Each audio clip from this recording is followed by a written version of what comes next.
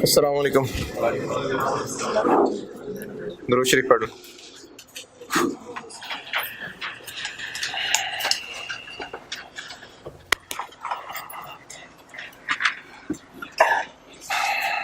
दो सवाल कहे थे। हाँ कहे तो थे, इसका तो आंसर यस ही है। किए कोई मुश्किल परेशानी वाकई सच्ची मुझे रिवैल्यूएशन आसान है इसका मतलब।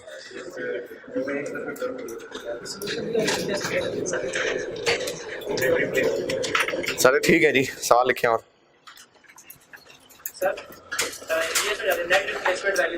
ये जो हम कर रहे हैं इसी को कहते हैं, ये एक और मेथड भी होता है लेकिन वो इस्तेमाल नहीं होता, और यही जो हम कर रहे हैं इसी को नेट रिप्लेसमेंट वैल्यू मेथड कहते हैं। एक ग्रॉस रिप्लेसमेंट भी होता है।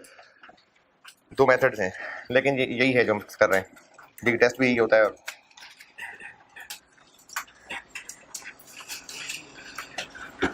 चलिए सवाल लिखें जी। Cost of plant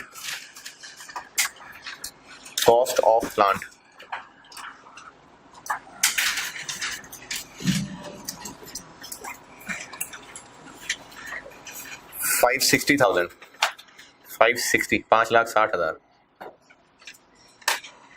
useful life 8 years।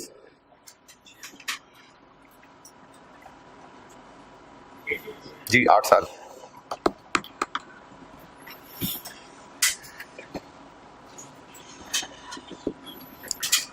खरीदा है 1 जुलाई 2016 1 जुलाई 2016। Plant was revalued as follows.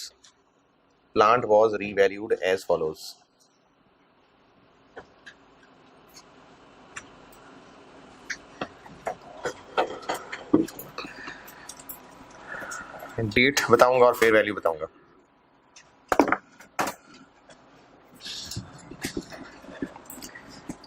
First जुलाई खरीदा कब है? 1 जुलाई 17।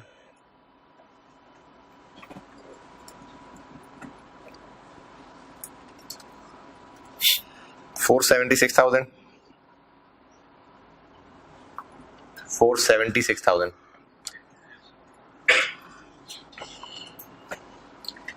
नेक्स्ट है 1 जुलाई 18।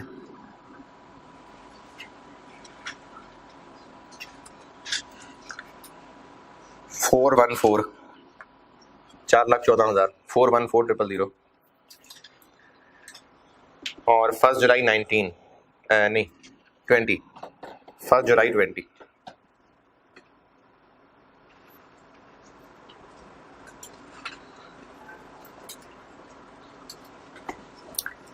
ये है जी 292,000 बस ये 3 रिवैल्यूएशंस हैं। अकाउंटिंग ईयर है जुलाई से जून है और आपसे अभी रिक्वायर्ड है सिर्फ ये जो 3 रिवैल्यूएशंस हो रही हैं, यानी सारी एंट्रीज नहीं, वो जो रिवैल्यूएशन की दो एंट्रीज होती हैं, क्या क्या एक्यूमुलेटेड एलिमिनेट होती है और एसिड रिवैल्यू होता है। बस ये 6 एंट्रीज रिक्वायर्ड है। 3 रिवैल्यूएशंस है ना, तो तीनों रिवैल्यूएशंस की वो दो एंट्रीज रिक्वायर्ड है। करें जी, स्ट्रेट लाइन मेथड है। अकाउंटिंग ईयर जुलाई से जून है।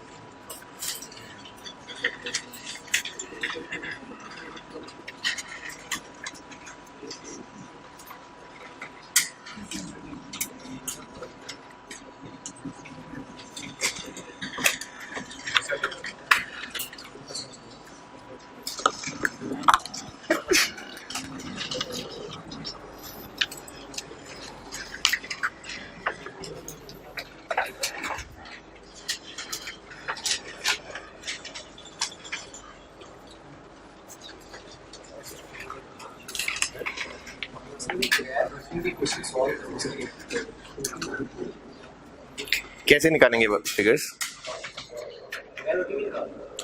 पेपर मार्क करने वाले को कैसे पता चलेगा?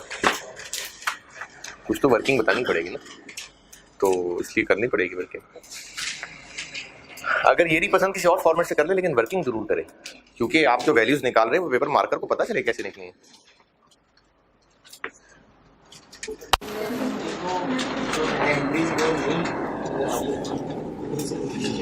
मसलन जैसे जब हम डेप्रिसिएशन तो वो तो गिन गिन के कर रहे हैं, क्योंकि अगर मैं यहाँ एक्यूमुलेटेड डेप्रिसिएशन का भी कॉलम बना दूँ तो उससे काम बढ़ भी जाएगा और वो थोड़ा मुश्किल हो जाएगा।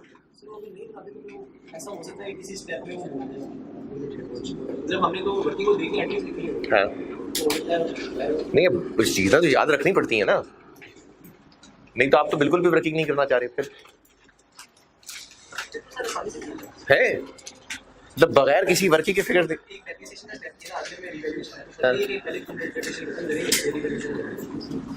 मतलब कोई वर्किंग ना करें आप उसमें फिगर आसानी से निकाल रहे हैं सारी।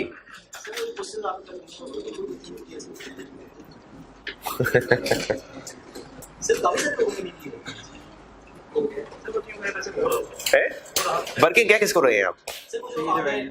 हाँ हाँ, उसके नहीं कोई कैलकुलेशन नहीं की क्या? नंबर सवाल की नंबर देख के पता चल गया कैसे? ये कौन काफी सारे लोग हैं जिन्होंने बगैर वर्किंग किए सवाल कर लिए? 1 2 कौन से काफी सारे लोग हैं? कैसे किया? अच्छा बताओ कैसे किया, बताओ।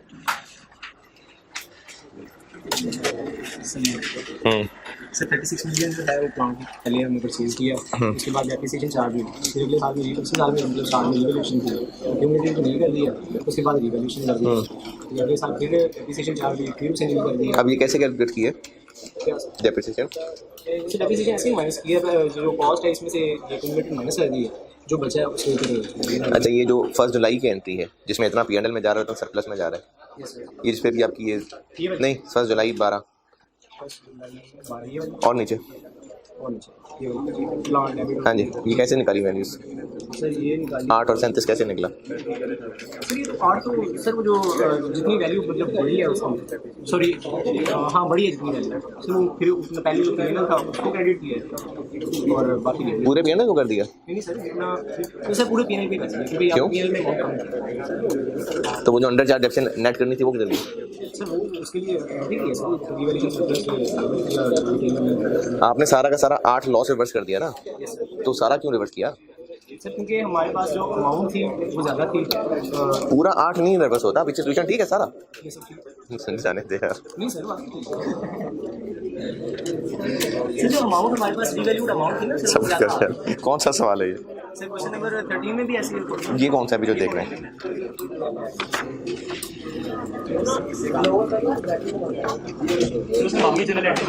ये 8 लॉस चार्ज हुआ और यहाँ 7 है।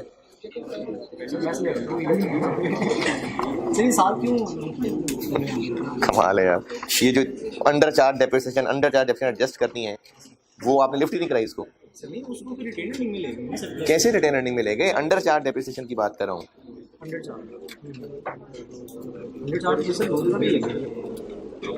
जब आपने सारा पीएनएल में 8 क्रेडिट कर दिया तो गलत कर दिया ना, ये देखो 7 है। तो फर्क पड़ गया ना, फर्क पड़ गया ना। सरप्लस में भी गलत गया, फिर जब सरप्लस में गलत गया तो ट्रांसफर गलत हुआ।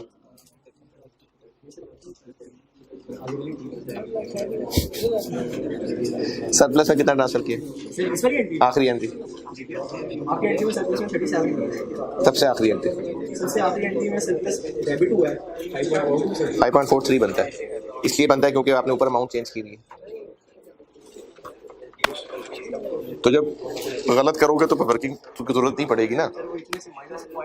वैल्यूज छोटी हैं इसलिए आपको फर्क बड़ा नहीं लग रहा।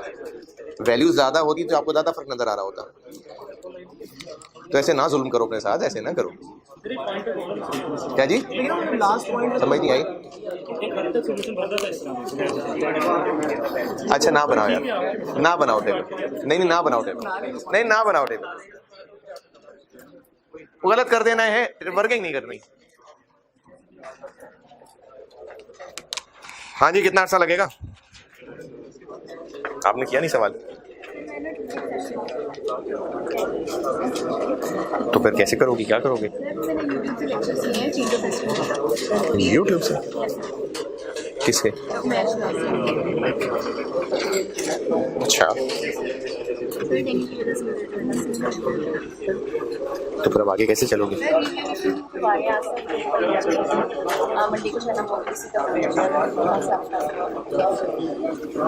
अच्छा,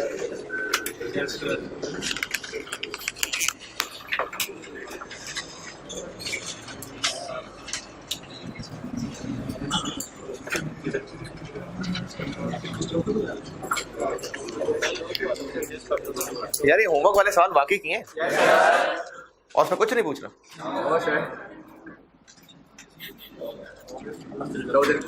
और सोल्यूशन देखा, सही किए मैंने। अगर कोई 2-3 पॉइंट्स का ऊपर नीचे फर्क है तो आपने कहा खैर है छोड़ दे,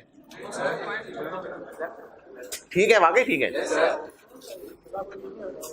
नहीं आ रहा ना यार, लेकिन नहीं यकीन आ रहा।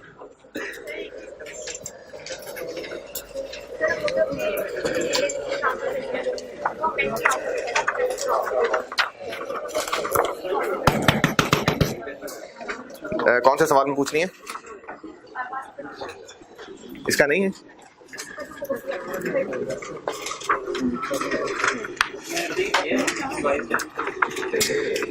क्या पूछा आपने? मुझे बात नहीं समझ आई।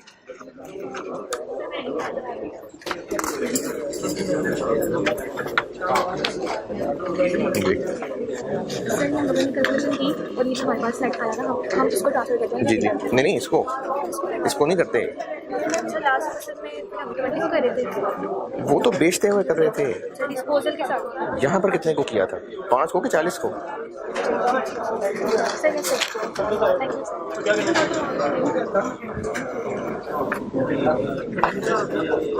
यार अभी भी कह रहा हूँ, आप लोग नहीं पूछ रहे हैं सही तरह से। क्वेश्चन 13-14 में जिसने पूछना है पूछें, क्योंकि जो मुझे 2-3 गलतियां नजर आई हैं, फिर और भी होंगी। आप लोग नहीं पूछ रहे जी। फिगर्स बहुत छोटी हैं ना, अगर आप पॉइंट्स में नहीं लेंगी तो फिर तो बहुत छोटी हो जाएंगी।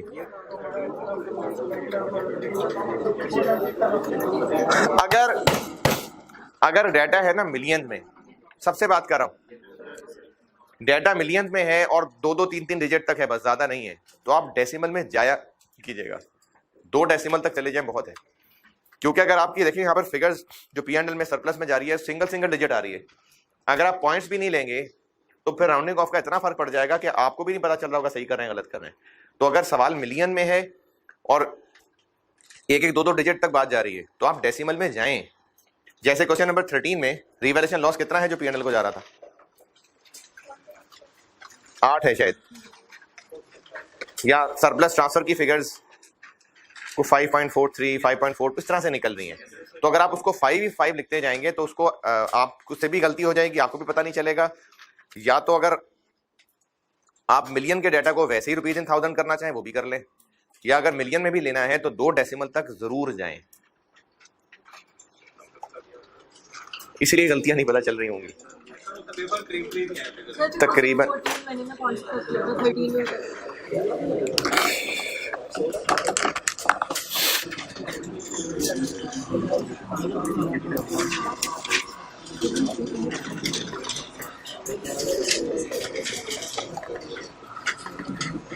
अच्छा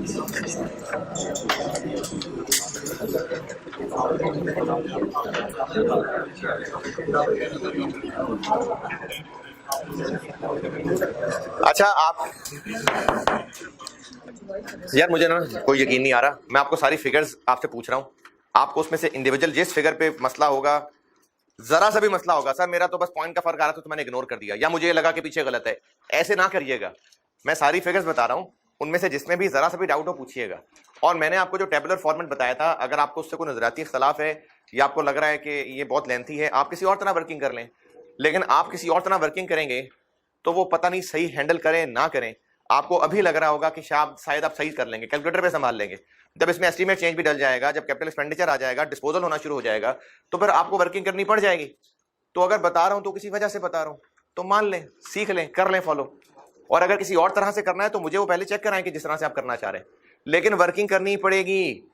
आप अगर AFC का पेपर नहीं दे रहे हैं, आप क्या आपने कैलकुलेटर पे कैलकुलेशन की और बस ऑप्शन ABC क्लिक हो गई, आपको बेटा नंबर 15 नंबर का सवाल है तो कैलकुलेशन करते आपको भी पता हो आप क्या कर रहे हैं, और पेपर मार्क करने वाला भी वर्किंग को शो की होगी तो उसके हिसाब से नंबर देगा। तो इसलिए वर्किंग करनी होती है। क्वेश्चन नंबर 13 बता रहा हूं, 13 और 14 कहा था ना।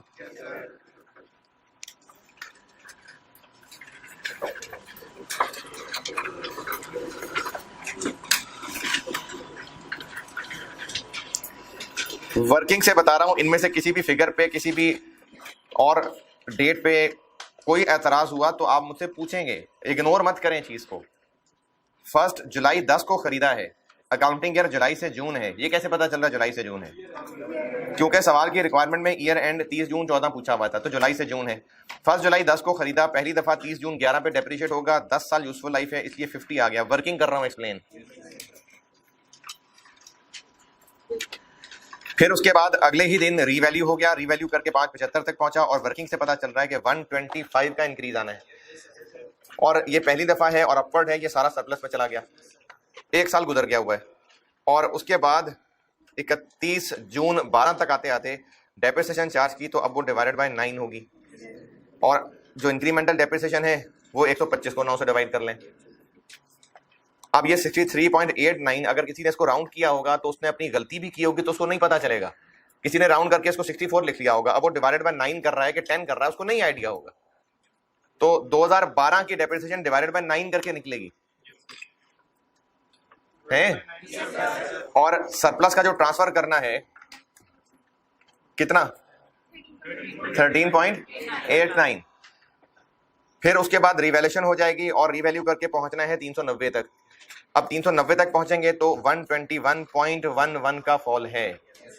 इसमें सरप्लस में जगह मौजूद है 111.11, वो डेबिट होगा, और बाकी फिर लॉस 10 मिलियन का P&L में जाएगा।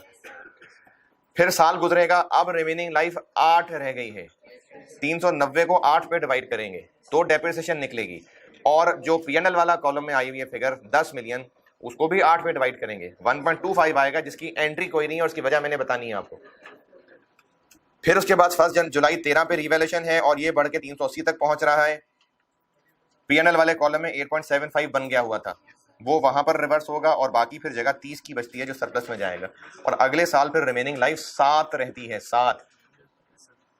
इसमें किसी को कोई डाउट नहीं है किसी भी चीज में।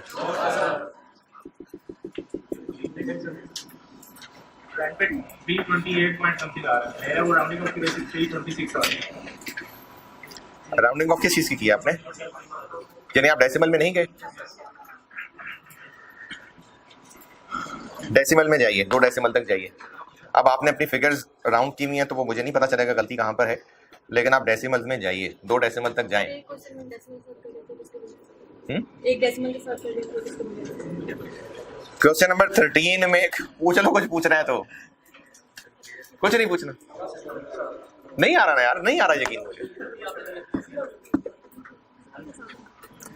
क्वेश्चन 14,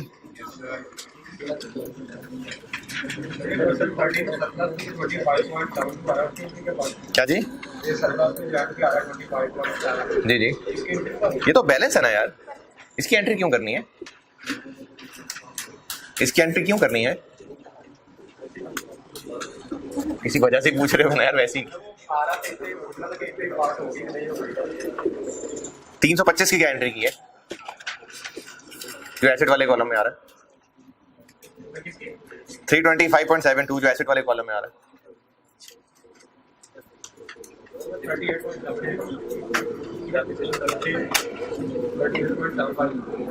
मैंने आपसे पूछा है जो वर्किंग में सबसे आखिर में एसिड वाले कॉलम में आ रहा है डेप्रिसिएशन चार्ज करने के बाद, आप मुझसे 25.72 पूछ रहे हैं ना, तो उसके साथ जो एसिड वाले कॉलम में आ रहा है 325.72 उसकी क्या एंट्री होगी है?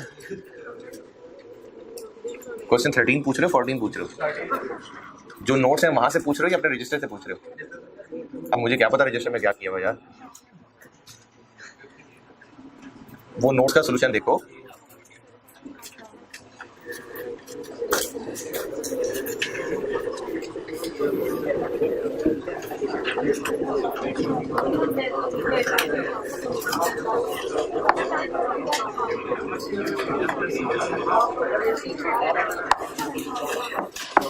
हाँ जी क्या समझ आई?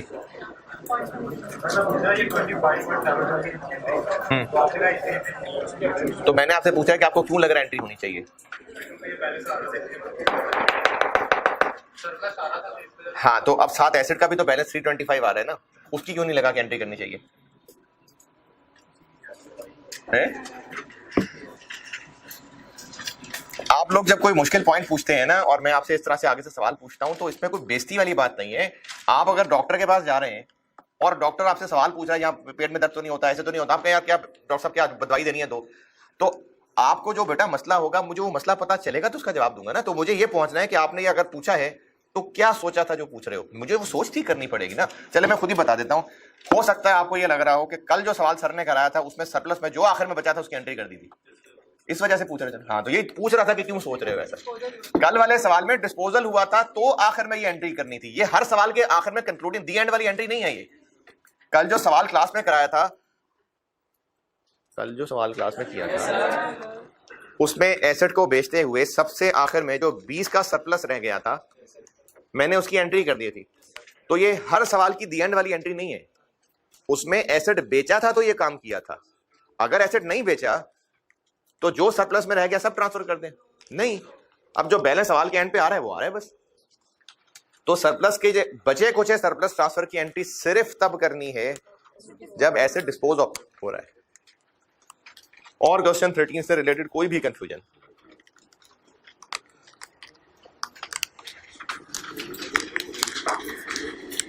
क्वेश्चन नंबर 14 के अंदर 360 कॉस्ट है, लाइफ इसकी 10 है। सेम सवाल था, फिगर्स बस डिफरेंट थी। लाइव्स वगैरह सब बिल्कुल वैसे ही चल रहा था, सिर्फ फिगर्स डिफरेंट थी और फिगर्स भी उसके हिसाब से आ रही हैं। अब इनमें किसी भी साल में डिवाइडेड बाय 9 क्यों किया है या सरप्लस में 8.44 क्यों आ रहा है, इस फिगर्स में कोई सवाल परेशानी। जब रिवैल्यूएशन अपवर्ड की है तो P&L में 7 क्यों क्रेडिट किया, 8 क्यों नहीं कर दिया?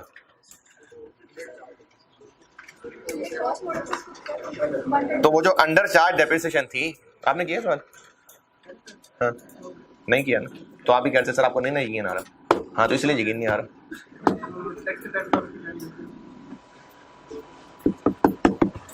किसने किया होमवर्क? किसने किया होमवर्क? ठीक,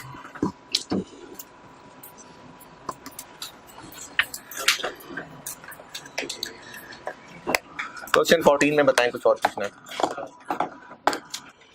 अभी जो सवाल लिखवाया था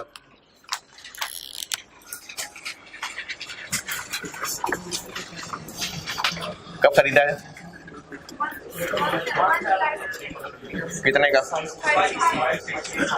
31 जून 17। कितनी लाइफ है इसकी?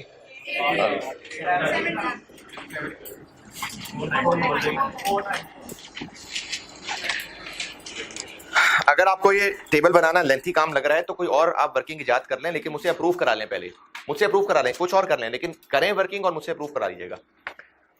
फिर उसके बाद रीवैल्यूएशन हुई है 1 जुलाई 17 को। रीवैल्यू होके कहां तक पहुंच गया? 476। सरप्लस नहीं है तो ये P&L में जाएगा। फिर इसके बाद 30 जून 18, इसके पास जिंदगी बच गई है अब 7।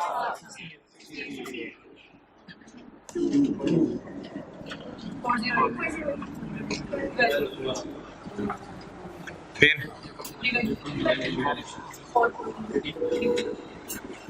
कहां तक पहुंचना है? अब ये अपवर्ड है लेकिन ये इसके लिए नाकाफी है, तो फिर यहीं पर ही रही बात, सरप्लस में नहीं पहुंच सके अभी। फिर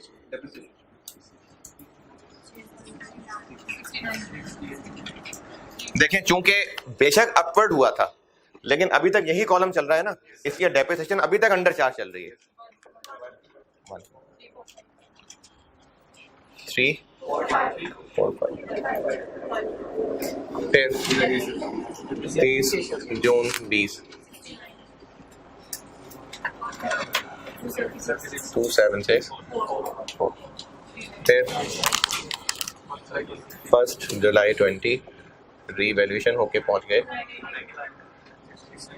292 16। अब ये 4 खत्म हो जाएगा और बाकी 12 यहाँ से।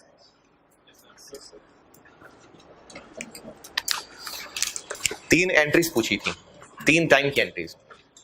पहले यहां आते हैं, 1 जुलाई 17 एक ही है अभी ऊपर, accumulated depreciation debit plant credit 70,000, P&L debit plant credit 14,000। ये 2 हो गई 1 जुलाई 17 की। पहुंचे थे एंट्रीज तक? ये एक ही हुई थी चार्ज। 1 जुलाई 18 accumulated depreciation debit plant credit 68,000 और प्लांट डेबिट 6, P&L क्रेडिट 6। अभी तक कोई सरप्लस नहीं आया। अब 2 हो चुकी हैं, एक ये है और एक ये है। Accumulated depreciation debit plant credit 138,000, plant debit P&L credit surplus credit. और लिखें सवाल।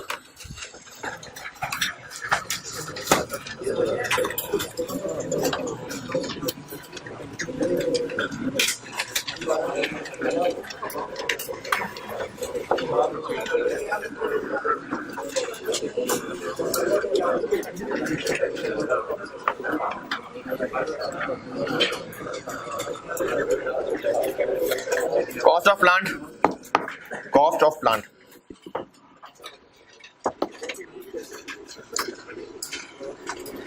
$480,000, 4,80,000।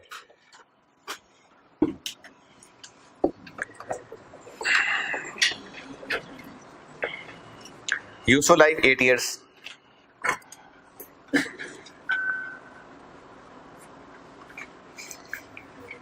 Date of purchase 1 जुलाई 15,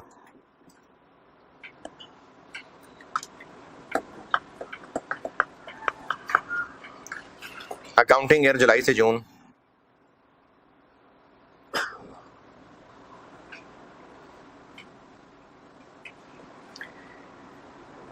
asset was revalued as follows.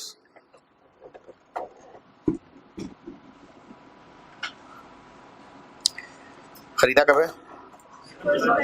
1 जुलाई 15। अब एज फॉलोज में लिखें, 1 जुलाई 16,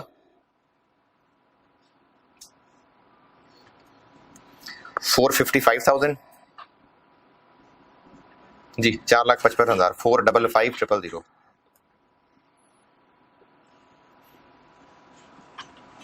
1 जुलाई 18,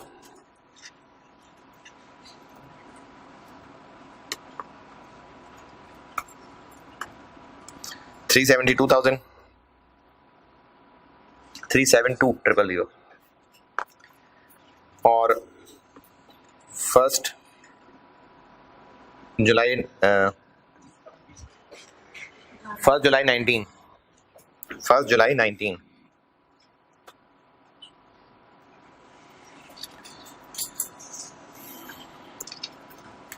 232,000, 232,000, 2,32,000। सेम रिक्वायरमेंट है। इन 3 रिवैल्यूएशंस वाली एंट्रीज कर दें।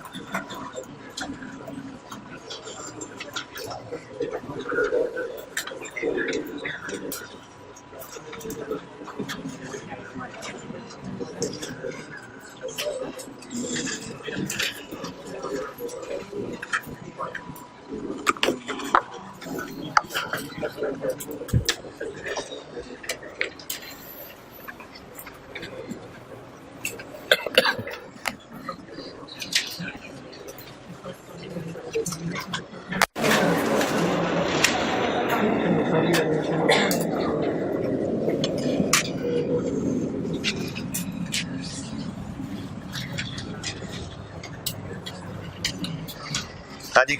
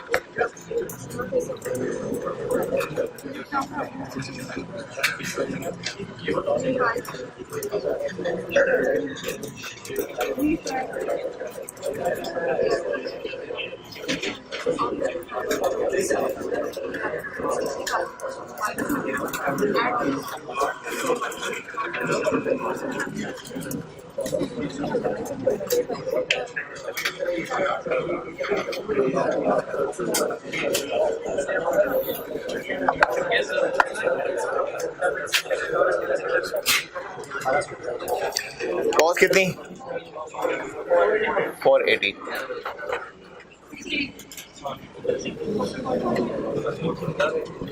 रीवैल्यू करके कहाँ तक पहुँचाना है 4।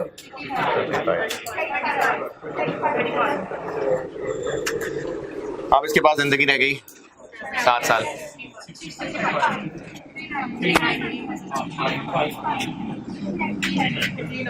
थ्री अब नहीं फिर डेप्रिशिएट हुआ।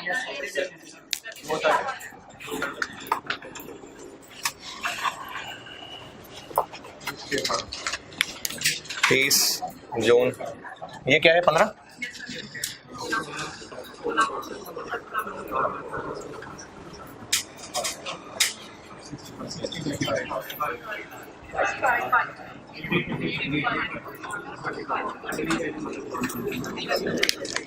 आप रीवैल्यू कितना हुआ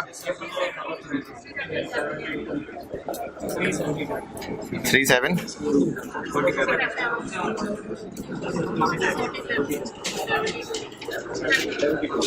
फिर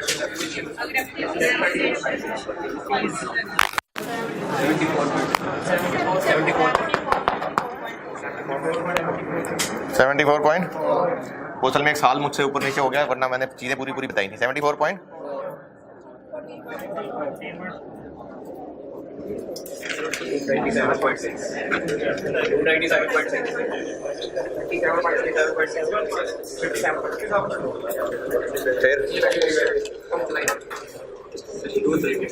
क्या जी पता नहीं मैं तो लिखता जा रहा हूँ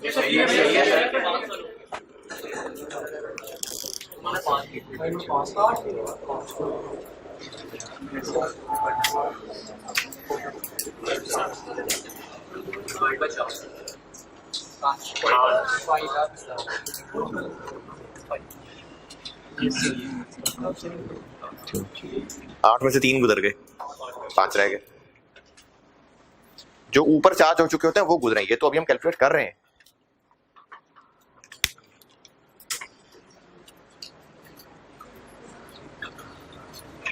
इसके बाद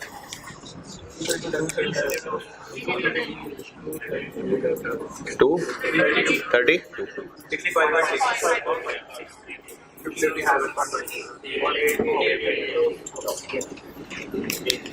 अब चल गए हाथ सारे 1 जुलाई 16 accumulated depreciation debit plant credit 60,000 plant debit revaluation surplus credit 35,000 accumulated depreciation debit plant credit 130,000 plant debit revaluation surplus credit 47,000 एक ही गुजरी थी डेप्रिसिएशन 1 जनवरी 19 accumulated depreciation debit plant credit 74,4 P&L debit surplus debit plant credit चलें good भाई और लिखें सवाल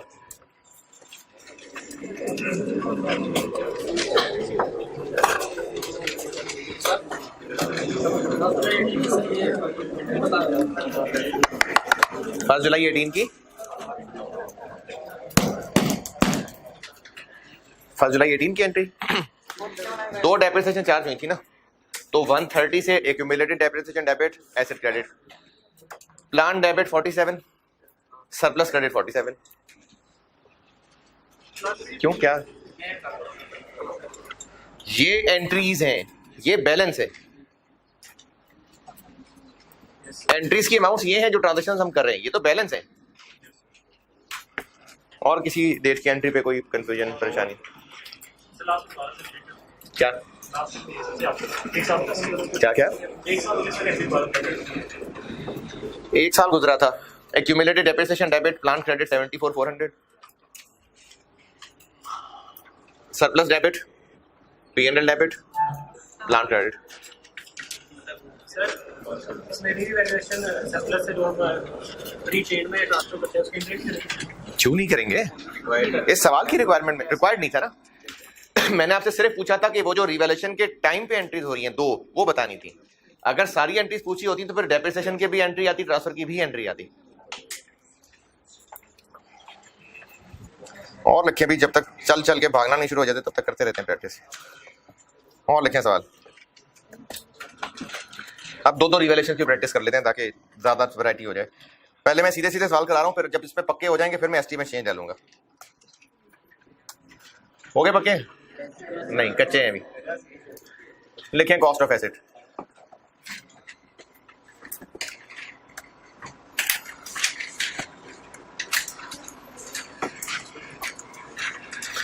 $320,000, 3,20,000। 320,000 cost बताई है। यूजफुल लाइफ 8 साल।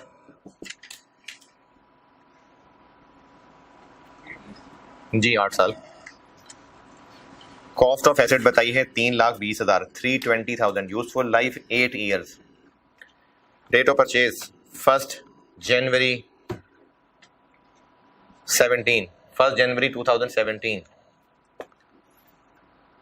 अकाउंटिंग ईयर जनवरी से दिसंबर है। नहीं, अकाउंटिंग ईयर जुलाई से जून।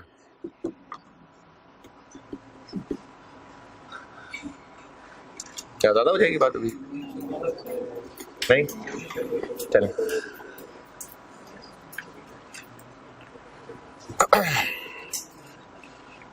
एसेट वॉज, लाइफ बता दी ना। Asset was revalued as follows. Accounting year मैंने जुलाई से जून कहा है और एसेट खरीदा था 1 जनवरी 17 को। Asset was revalued as follows. Date बताऊंगा और फिर वैल्यू बताऊंगा। 1 जुलाई 18, 1 जुलाई 2018।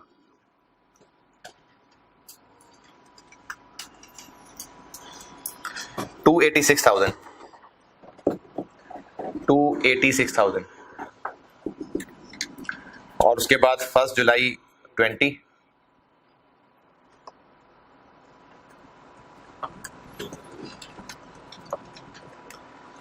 $171,000। चले बस ये दोनों रिवैल्यूएशंस वाली एंट्रीज कर दें। और हैं जी क्या क्या बाय डिफॉल्ट तो उसी से ही होता है ना। बाय डिफॉल्ट तो टाइम प्रोपोर्शनेट ही होता है। और आखिरी रिवैल्यूएशन कब हुई है? 1 जुलाई। तो ये जो 2 रिवैल्यूएशंस हैं इन दोनों की वो 2 एंट्रीज बता दें।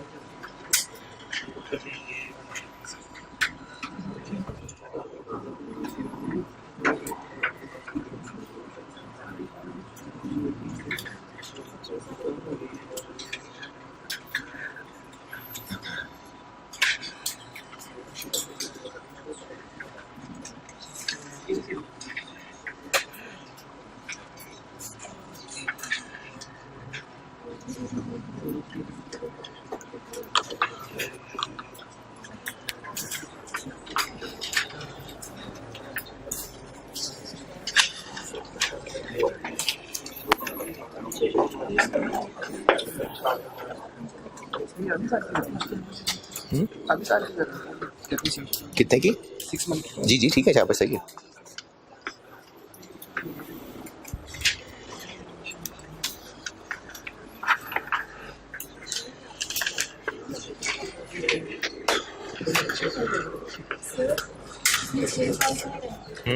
ये सारे इस तरह होते हैं स्टार्ट में 0.5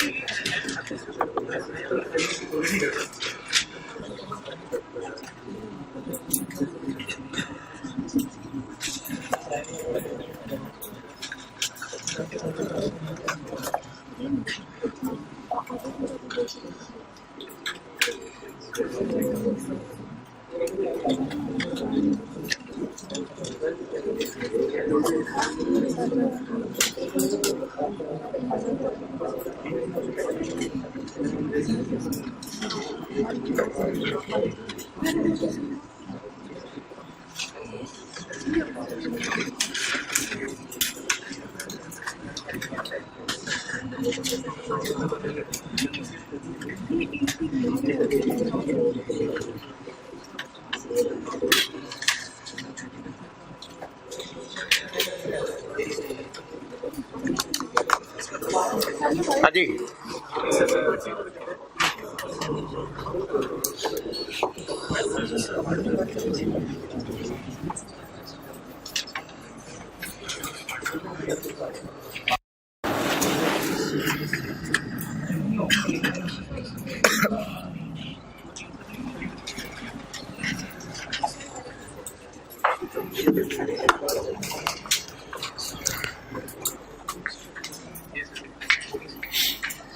आप में से कैफ के पेपर दिए हुए कोई लोग हैं या सारी एएफसी वाले दिए हैं?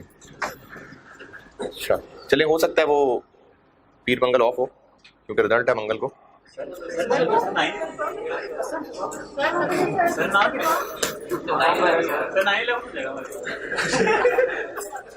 नहीं 9 का रिजल्ट है। हाँ हाँ क्या जी?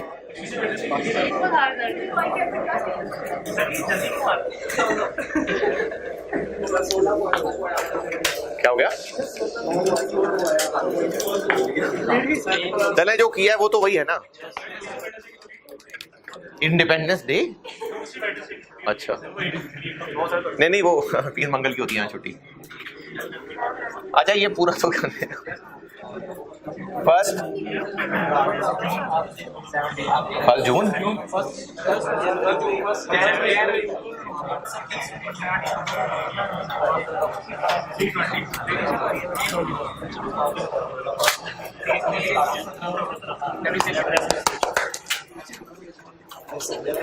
तीस जून 17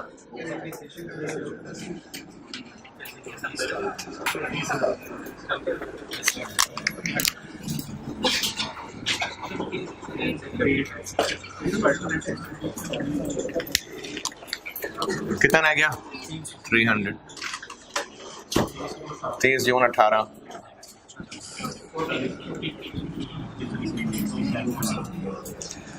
अब 1 जुलाई 18 को हो रहा है रीवैल्यू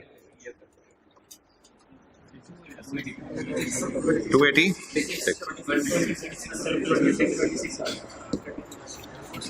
30 जून 19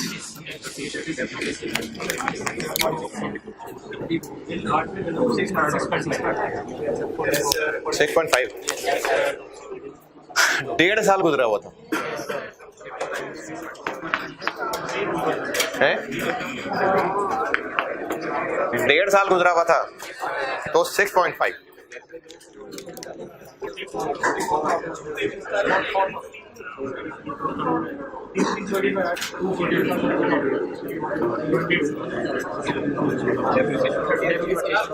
है जी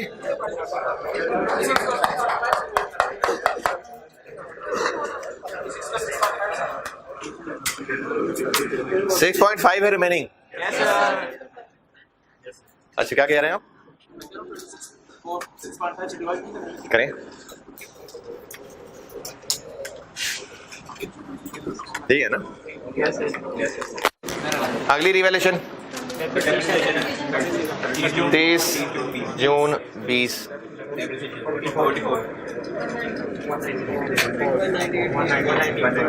19 1 जुलाई 20 रिवैल्यूएशन 17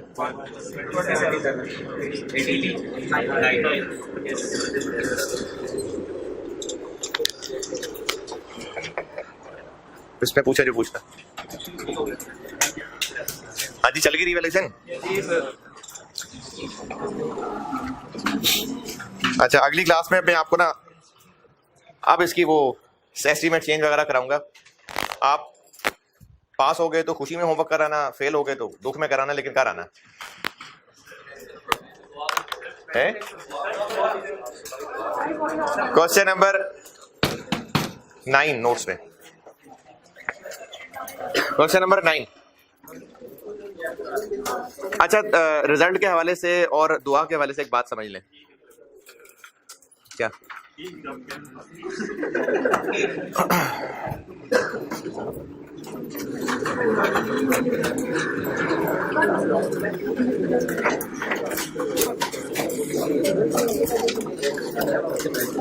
एक बात तो ये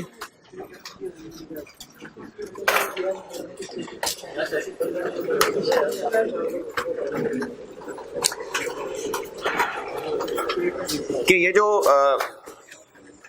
दुनिया में हम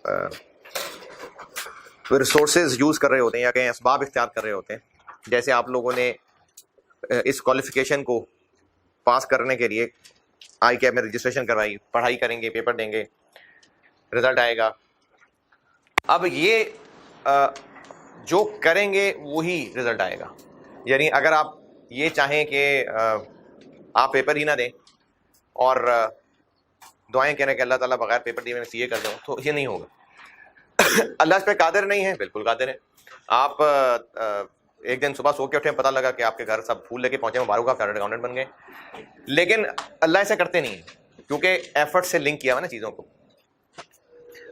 तो वो जो आपने पेपर में किया होगा रिजल्ट तो उसके मुताबिक ही होगा दुआएं बिल्कुल करनी चाहिए दुआ के हिसाब से दो बातें ज़रूरी समझ लें कुछ बच्चों के जहन में ये होता है कि अब तो पेपर हो गए और रिजल्ट भी बन चुका अब तो बस अनाउंस मंगल को होना ना अब तो होना था जो हो चुका है रिजल्ट लेटर बन चुका होगा, या लेटर खैर बाद में आते हैं, सिस्टम में आपका रिजल्ट बन चुका होगा। अभी अनाउंस मंगल को होना है, वरना आईकैप के रिकॉर्ड में आपका रिजल्ट बन चुका हुआ है। अभी पेपर नहीं चेक हो रहे हैं, रिजल्ट बन चुका हुआ है, समराइज कंपाइल सब हो चुका हुआ है। वो तो वैसे अनाउंस जाके ट्यूसडे को करना है। तो अब तो रिजल्ट बन ही चुका, तो अब दुआ का क्या फायदा? हो सकता है ये सोच हो सकती है कि अब तो सब हो गया जो होना था, अब दुआ का क्या फायदा? जो इंसान है वो होता है स्पेस और टाइम बाउंड, यानी हम इसी वक्त अभी के अभी 2040 में नहीं हो सकते, क्योंकि हम 2021 में हैं। हम अभी के अभी 2040 में नहीं हो सकते, हम अभी के अभी 2001 में नहीं हो सकते, हम वहां से आ चुके हुए हैं। तभी पास्ट प्रेजेंट फ्यूचर है, क्योंकि इंसान बाउंड है। इसी तरह इंसान स्पेस बाउंड है। मैं यहाँ फिजिकली यहाँ इस वक्त मौजूद हूं, मैं अभी के अभी फिजिकली कराची में नहीं हो सकता, मैं अभी के अभी फिजिकली लंदन में नहीं हो सकता, मैं स्पेस बाउंड हूं। इसीलिए हमारे लिए ये डायमेंशंस, ये मुश्किलें हैं। अल्लाह की ज़ात जो है ना वो सबसे ऊपर है। अल्लाह टाइम स्पेस बाउंड नहीं है। अल्लाह के लिए पास्ट प्रेजेंट फ्यूचर कोई मसला नहीं है। अल्लाह का इल्म कंप्लीट है, और वो ऐसा नहीं कि अल्लाह ने इल्म हासिल किया है, अल्लाह अलीम ज़ात है।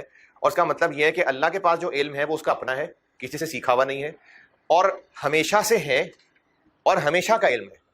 तो अल्लाह के इल्म में ये बिल्कुल पहले से ही है कि 9 तारीख को, या इवन के 8 तारीख को, या इवन के 7 तारीख को फलाने स्टूडेंट ने एक बहुत खुलूस के साथ दुआ करनी है, और अल्लाह को वो दुआ पसंद आ जानी है। ये अल्लाह को पहले से पता है। अब उसमें उसके असरात क्या क्या हो सकते हैं, जैसे जब हम अल्लाह से दुआ मांग रहे होते हैं तो हम अल्लाह से अल्लाह की मदद मांग रहे होते हैं। तो वो जो स्टूडेंट ने 9 तारीख की इवन के सुबह भी अगर दुआ करनी है, अल्लाह को बहुत पसंद है कि उससे मांगा जाए, बादशाह है अल्लाह ताला। तो अब जब कोई स्टूडेंट दुआ मांगेगा 9 तारीख की सुबह, तो ये बात अल्लाह को पहले पता है, और उसका वो दुआ मांगना अल्लाह को इतना पसंद आना है कि उस दुआ मांगने की कबूलियत में ही आप पेपर वाले दिन ही अच्छी फॉर्म में थे, आप उसी दिन इत्तेफाक से जो रिवाइज कर चुके थे वही पेपर में आया है। ये हो वो 9 वाली दुआ की कबूलियत है, लेकिन उसके असरात पहले आ चुके होंगे। ये बात थोड़ी अजीब है, आपको मुश्किल से समझ आएगी, लेकिन ये बात अल्लाह के इल्म में। देखिए अल्लाह ताला ना चीजें कनेक्ट करते हैं। जैसे अगर किसी की मौत का वक्त आना है तो उसकी मौत के वक्त में मौत उसकी आ जानी है। हाँ, अब अल्लाह ने कनेक्ट कैसे किया होगा? एक रैश ड्राइवर उस दिन वहां से गुजर रहा होगा, और वो नशे में होगा, और उसकी गाड़ी भी खराब होगी, फिर उसकी गाड़ी स्लिप होगी, और वो जिसकी मौत है वो उस गाड़ी उस तक पहुंच जाएगी। अब अपेरेंटली एक्सीडेंट हुआ, लेकिन अल्लाह ने सिर्फ उस रैश ड्राइवर को कनेक्ट किया है, बस मौत उस बंदे की पहुंचनी थी। तो इसी तरह से अगर हमें 9 तारीख की सुबह जो दुआ करनी है अल्लाह ताला से, 8 तारीख को, 7 तारीख को, आज क्या तारीख है? 6। आज भी किसी भी वक्त ये सोच दिल से निकाल दीजिएगा कि अब तो बहुत देर होगी, अब तो फायदा कोई नहीं दुआ करने का। नहीं, वो जो दुआ आपने करनी है ये अल्लाह को पहले पता थी। जिसे कहते हैं ना किस्मत में लिखा हुआ है, अल्लाह ने अपने नॉलेज को किस्मत में लिखा हुआ। अब आप जो 9 तारीख को दुआ करेंगे वो अल्लाह को अगर इतनी पसंद आई तो उसी की कबूलियत के अंदर ही आप पूरी फॉर्म में पढ़ाई कर रहे थे, उसी की कबूलियत के अंदर ही जो पेपर बनाने वाला था वो सॉफ्ट मोड में था, उसी की कबूलियत में ही जो पेपर मार्क करने वाला था वो, देखें मार्किंग रूल्स के मुताबिक ही होती है, लेकिन कुछ ना कुछ फैक्टर्स कहीं ना कहीं किसी जजमेंट पे आ सकते हैं। हो सकता है वो जो पेपर मार्क करने वाला है वो जो सॉफ्ट मोड में था, थोड़ी सी चीजें उसने जरा लीनियर मार्किंग की। ये सारा कुछ आपकी उस दुआ की कबूलियत में ही चल रहा है। तो दुआ का टाइम मौजूद है, इसलिए दुआ से अभी मायूसी नहीं होनी कि अब तो रिजल्ट बन चुका होगा। तो दुआ जरूर करिएगा, अपने लिए भी और बाकी सबके लिए भी। और ये भी याद रखिएगा कि दुआ की कबूलियत आपका मन चाहा मिलना नहीं होता। जैसा कि मेरा बच्चा मुझसे कोई खाने की चीज की फरमाइश कर रहा है, और मुझे पता है कि जिस चीज की ये फरमाइश कर रहा है इसके लिए नुकसानदेह, या तो ये चीज उसके लिए नुकसानदेह है या अभी सही नहीं है। अब उसकी दुआ कबूल मैंने कर ली, अब उसकी कबूलियत यह है कि मैं अभी उसको वो चीज नहीं लेके दूंगा, लेकिन उसने मुझसे मांगा है, बच्चा है मेरा, मैं उससे बेहतर चीज उसको बाद में देने वाला हूं, इसलिए भी डिमांड पूरी नहीं कर रहा, या उस चीज में एक बीमारी छुपी थी जो मैं अवॉइड करना चाह रहा हूं। तो दुआ का मतलब, दुआ की कबूलियत का मतलब मन चाहा मिलना नहीं होता। तो ये बात इसलिए जरूरी है कि अगर आपकी दुआ आपको लगा कि जो आपने मांगा है वो पूरा नहीं हुआ, मायूसी नहीं होनी चाहिए। अगर आपका रिजल्ट आपका मन चाहा नहीं निकला है तो यकीनन आप में कहीं कमी रह गई थी, मायूसी नहीं होनी चाहिए। जो हुआ है वो आपके किए का ही हुआ है और आपके लिए बेहतरीन ही हुआ होगा। तो दुआ में कमी मत रखिएगा। अगर अच्छा आपका मनचाहा रिजल्ट आ जाए तो शुक्र में कमी मत करिएगा, और अगर मनचाहा रिजल्ट ना आए तो अल्लाह ताला से शिकायतें मत करिएगा। हुआ आपके लिए बेस्ट ही होगा। चले जी, रिजल्ट के बाद इंशाल्लाह मुलाकात होगी।